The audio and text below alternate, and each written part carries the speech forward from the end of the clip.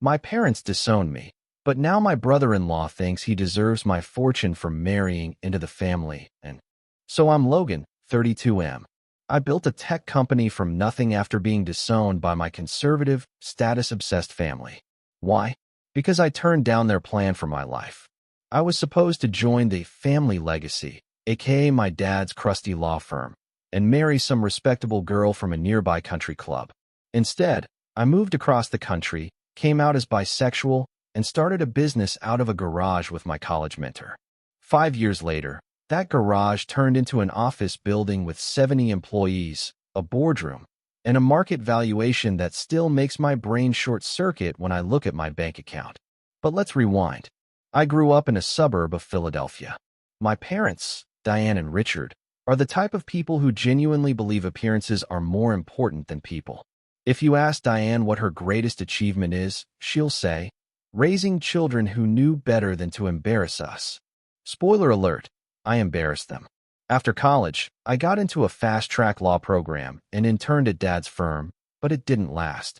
I was suffocating, emotionally, mentally, spiritually. The final straw was when I told them I didn't want the job. I had an idea for a software platform that matched small businesses with freelance developers. My dad told me, that sounds like a hobby, not a career. Then I came out. That went worse.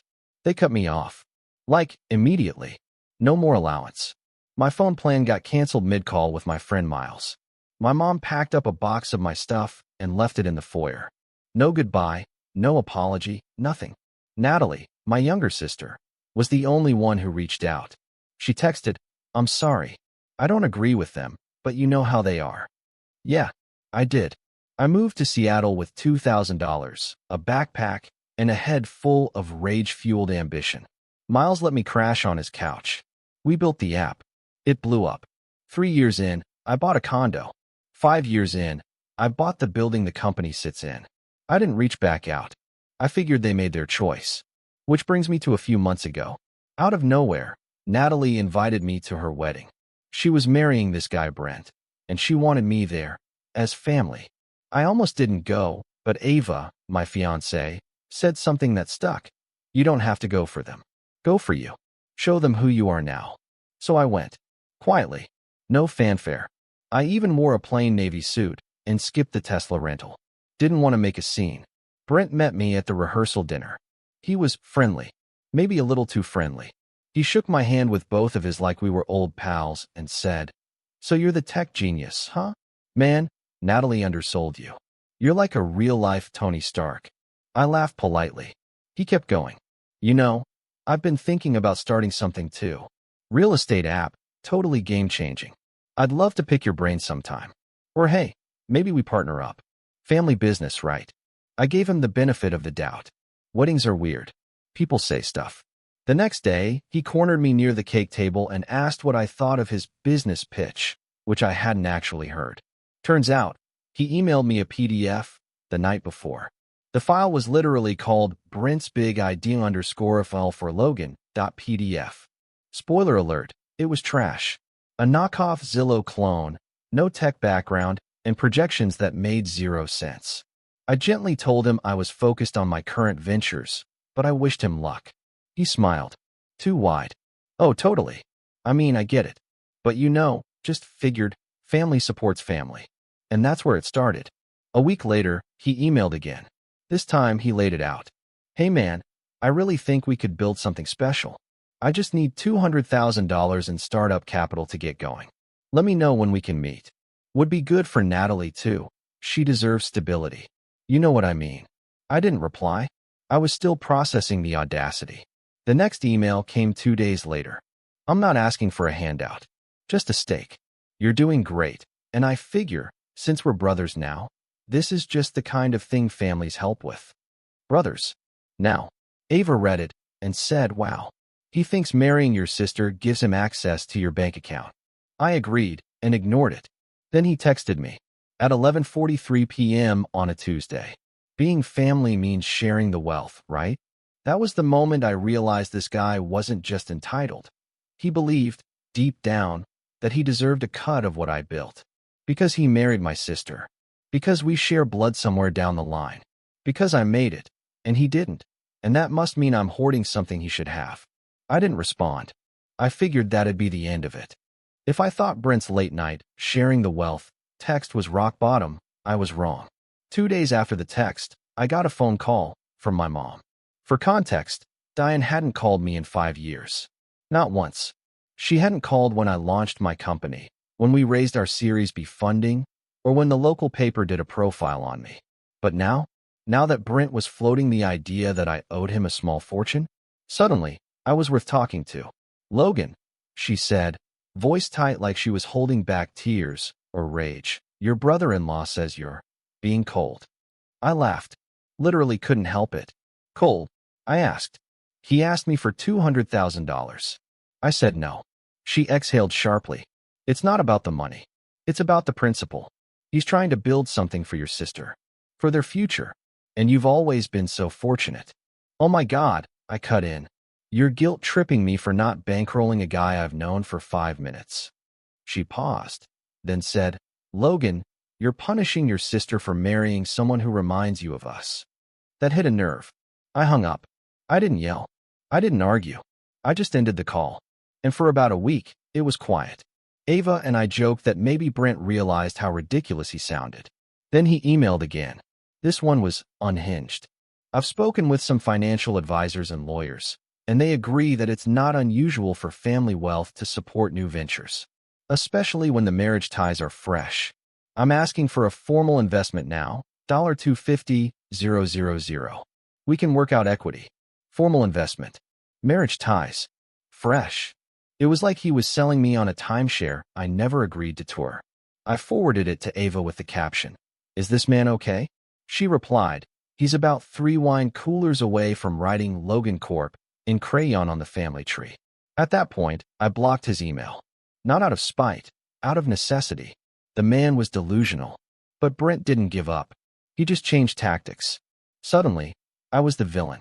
He started going full-on martyr mode in the family group chat.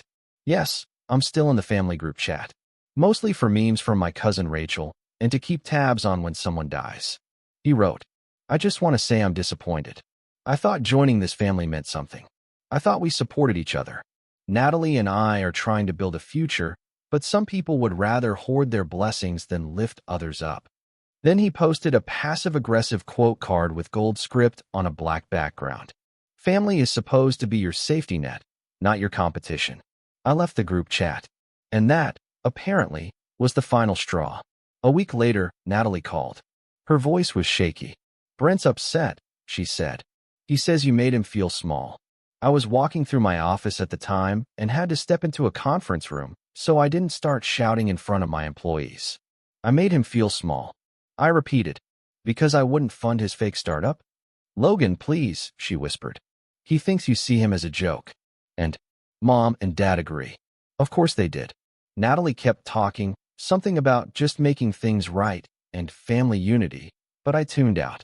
My little sister, the only one who used to have my back, was now defending a guy who wanted to bleed me dry. And our parents were egging it on. The next day, Brent crossed a line I didn't think he'd even find. He showed up at my office. Let me repeat that.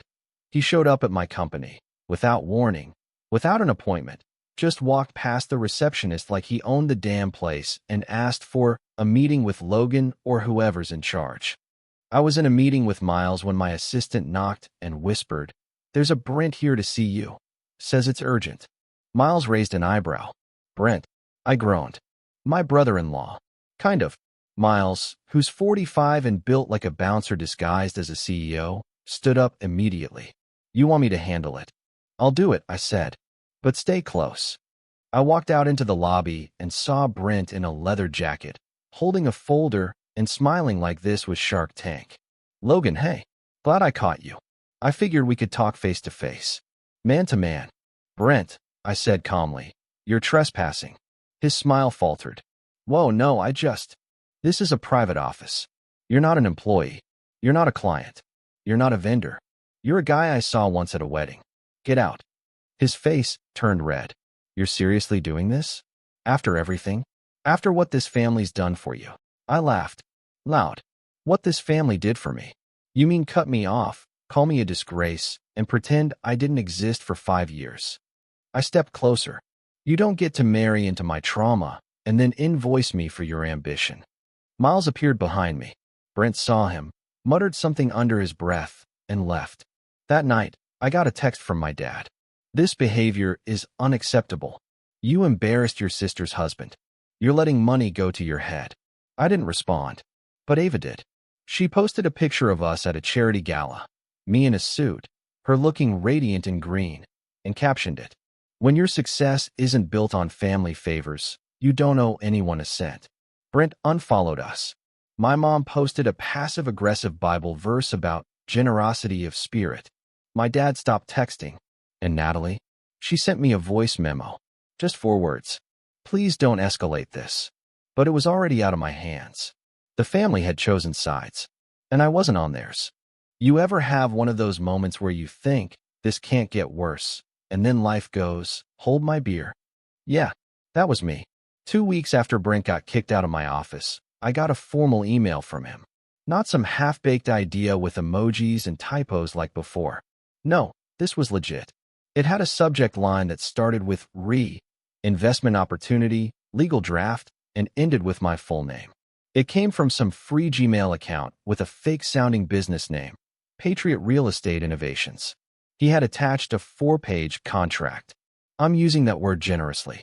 It opened with, "This agreement serves as a record of mutual understanding between Brent and Logan regarding a good faith investment of $250,000 into Brent's entrepreneurial endeavors, given the familial relationship and mutual benefit derived thereof." Mutual benefit. It also included this gem.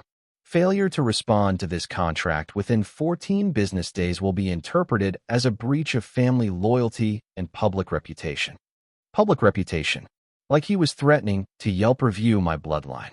I laughed so hard Ava thought I was having a stroke. She said, "He's seriously trying to extort you through family loyalty clauses?" I replied, "This is why I stopped watching soap operas. My real life outpaced the writer's room." I didn't respond to the email. Instead, I sent it to our company attorney, who flagged it with, "This isn't just delusional, it's potentially libelous." But Brent wasn't done. 4 days later, he went full scorched earth and announced in the family group chat, yes, I rejoined to keep tabs, that I had promised to invest, and then stabbed him in the back. He posted, "Logan said he would support my idea. We shook hands at my wedding. That's a verbal contract in my book. Now he's ghosting me like some tech bro parasite. I'm not staying silent anymore." Then came the comments. "Mom, Logan, this is exactly what I meant. You've become arrogant. It's heartbreaking. Dad, sometimes success makes us forget who helped us along the way. Natalie, can we all stop? Please. This is between Brent and Logan." That one hit harder than I'd expected. Between Brent and Logan made it sound like we were having a little spat, not a full-blown legal-grade shakedown. I was furious, but also hurt. Like, deeply.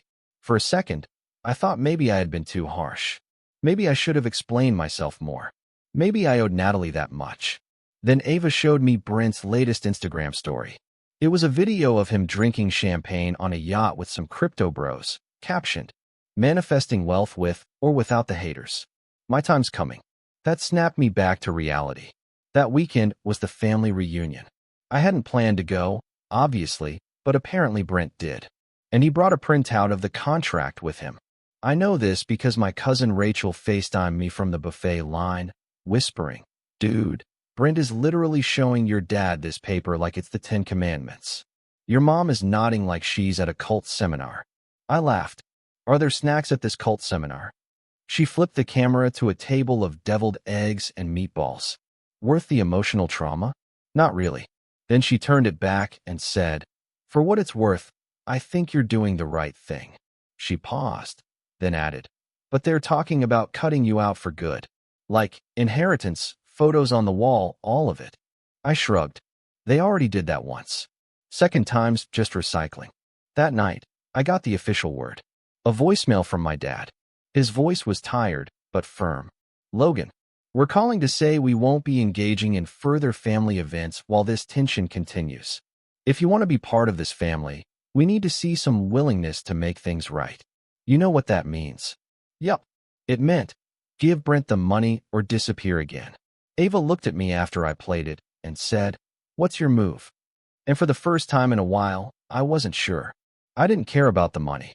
I cared about the principle, the manipulation, the absurd entitlement. But there was still that little kid inside me that wanted my parents to just choose me, even once. So I sat down and wrote a letter.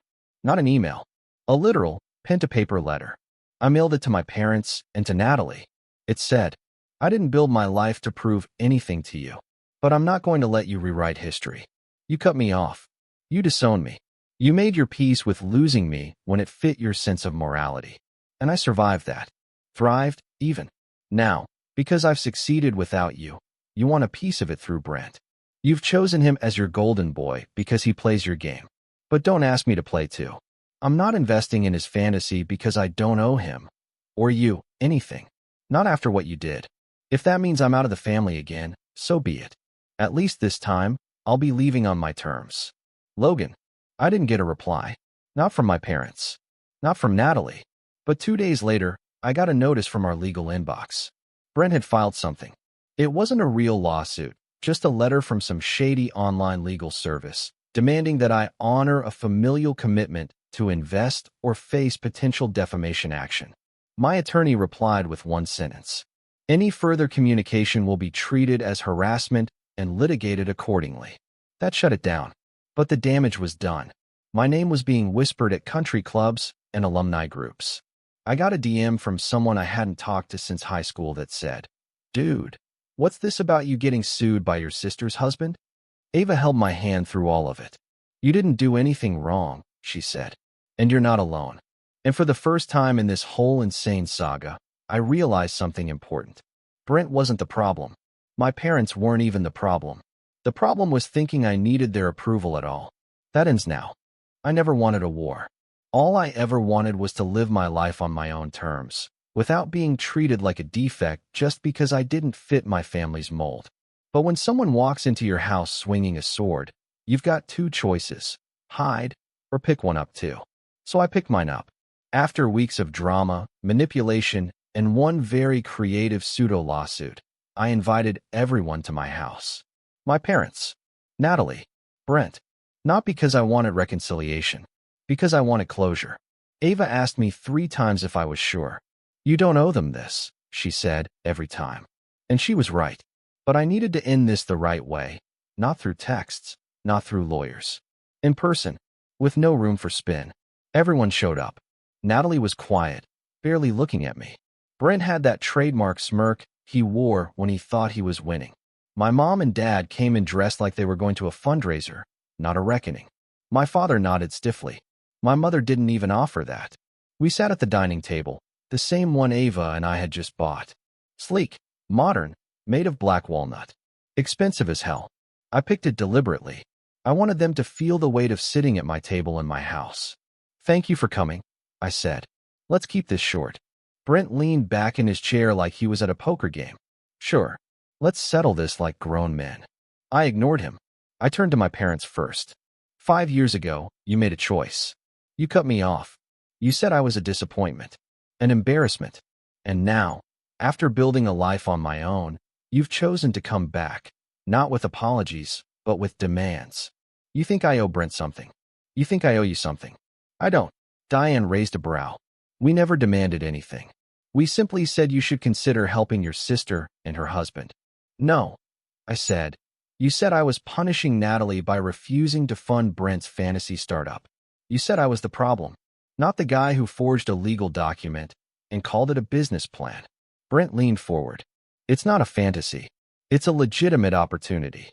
You copied Zillow's UI, I snapped. You changed the colors and added buzzwords. You asked for $250,000 without a roadmap, a development team, or any understanding of the market. That's not entrepreneurship. That's grifting. My dad shifted uncomfortably. Logan, there's no need to get hostile. I turned to him. You think this is hostility? No. This is clarity. You spent your whole life telling me to work hard, to be independent. I did. And now you resent it because I didn't do it your way. My mom cut in. That's not true. isn't it? I asked. You didn't speak to me for 5 years. You missed every milestone. And the moment you thought I could benefit you again, you called. Not to say sorry. Not to reconnect. To scold me for not giving Brent a handout. I slid a folder across the table. Printed screenshots. Emails. Texts. Instagram stories. A highlight reel of Brent's nonsense. Here's your golden son-in-law, I said. Here's what he's really been doing. Brent's eyes widened as he flipped through them. You kept screenshots? What are you, 12? No, I said. I'm a businessman. I keep records when people try to screw me. Natalie finally spoke. Her voice was a whisper. I didn't know about any of this. Brent turned to her quickly. Baby, it's not what it looks like. I was just hyping us up. Everyone does it.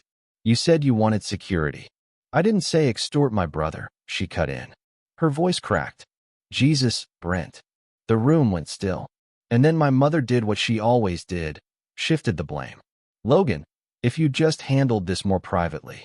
I slammed my hand on the table, not to intimidate, just to shut it all down. No, I said firmly. You don't get to control the narrative anymore. You don't get to play the gracious matriarch while letting your son-in-law go nuclear on my life. I turned to Brent. You came after me because you thought I was soft. Because I'm not confrontational. Because I left the family business. And in your head, that made me weak. He opened his mouth, but I kept going. You thought I'd be too ashamed to push back. That I'd just hand over the money to keep the peace. That I still needed your validation. Or your approval. I leaned forward, calm but deadly serious. You were wrong. Ava stepped forward and placed a new folder on the table. My attorney has prepared legal documents, I said. You, Brent, are formally barred from contacting me, my partner, or my business in any capacity. You'll sign a cease and desist by the end of the week, or I'll file for an injunction. Brent turned beet red. You're bluffing. No, I said. You already tried to use the legal system to extort me. You made it fair game. Then I turned to Natalie. This part hurt the most. I love you. You've always been the only one who saw me. But if you stay with him, I can't be in your life anymore. Not like this. Not when you're part of something that's trying to hurt me. She covered her mouth. Her eyes welled with tears. She didn't argue. And to you too, I said, facing my parents. Don't pretend this is just about Brent. You fed this. You encouraged it. And now you have the audacity to act wounded when I defend myself. Diane started to cry. The tears didn't move me. Not anymore. I begged for your approval for most of my life, I said. I changed myself. Hid myself. Starved parts of my soul just to be good enough for you. And it was never enough. So now, I'm done trying. Richard stood up slowly. Logan, if you walk away from us again, that's it. No, I said. This is it. And I walked out of the room. I heard chairs scraping, some voices raised, but I didn't go back. Ava followed me into the kitchen. She wrapped her arms around me, and I collapsed into her. Not crying.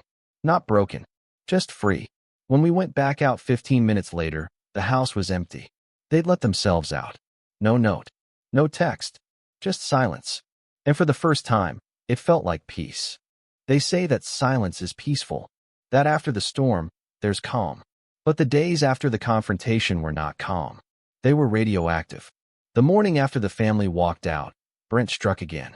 Not directly. He'd been legally barred from contacting me, but through a sneaky little loophole. He posted a long, dramatic Facebook status. Public. Tagged Natalie, my parents, even some of my extended family. It started with, I never thought I'd be betrayed by someone who calls himself a man of character. And it got worse from there. He painted me as a cold, greedy egomaniac who tricked his way into wealth, and then turned his back on his own blood. He said I humiliated him in front of his wife, weaponized money, and destroyed a family for clout. He called me a parasite dressed as a philanthropist, and said I'd used Natalie's love for me to manipulate her into siding with me. I stared at the screen for a full 2 minutes, stunned. Then I laughed. It wasn't even anger, not anymore. It was pure disbelief. Like watching a pigeon walk into traffic and blame the car. Ava texted me from across the house. You seeing this soap opera shit? I replied, yeah. I think Brent's trying to win an Emmy for Best Delusional Lead. For a while, I didn't say anything publicly. I figured people would see it for what it was, a tantrum. But then I started getting messages from old classmates, colleagues, former clients, even investors. Hey man, I know it's none of my business, but what's going on with your brother-in-law? You okay? That Facebook post is getting traction. Do you want me to help flag it for defamation? That last one came from one of my marketing consultants, which is when I realized this wasn't just embarrassing. It was strategic. Brent was trying to smear me, publicly, professionally. He wanted to make me radioactive, hoping the fallout would push me into settling, into paying him off just to make him go away. I'd seen that play before. Ava had too. So we responded, with class and precision. I posted one simple message on LinkedIn and Twitter. A photo of me and Ava at a volunteer event with a caption. Sometimes standing up for yourself means standing alone. I've learned that family isn't just who you're born into. It's who supports you when no one else does. I won't apologize for protecting my peace, my work, and my future. To those trying to weaponize my silence, I see you. I'm not afraid of you. And I'm not going anywhere. That post got shared over 4,000 times. I didn't name names. I didn't fire back. I didn't sink to his level. I just told the truth. And the world noticed. 2 days later, Brent's post disappeared. No apology. No explanation. Just gone. The silence that followed was different. This time, it wasn't radioactive. It was clean. Until Natalie showed up. It was a Friday night.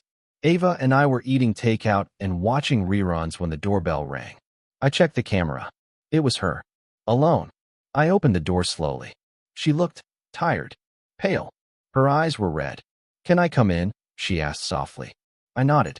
We sat in the living room, the air thick with a tension neither of us could name. She broke it. "I left him." I blinked. "What?" She swallowed. "Brent. I left him. I've been staying at a friend's house for a few days. I've been processing." "Jesus, Nat," I said. "Are you okay?" She laughed, but there was no joy in it. "I don't know. I just know I couldn't do it anymore." I waited. She stared at the floor. I knew he was arrogant. I knew he had a temper. But I didn't know he was capable of this. Of weaponizing me. Using me to get to you. When you showed us those screenshots, I thought I'd throw up. "You don't have to explain," I said. "You're not him." She looked up at me. Her eyes filled with tears. "But I didn't stop him either," she said. I stayed quiet.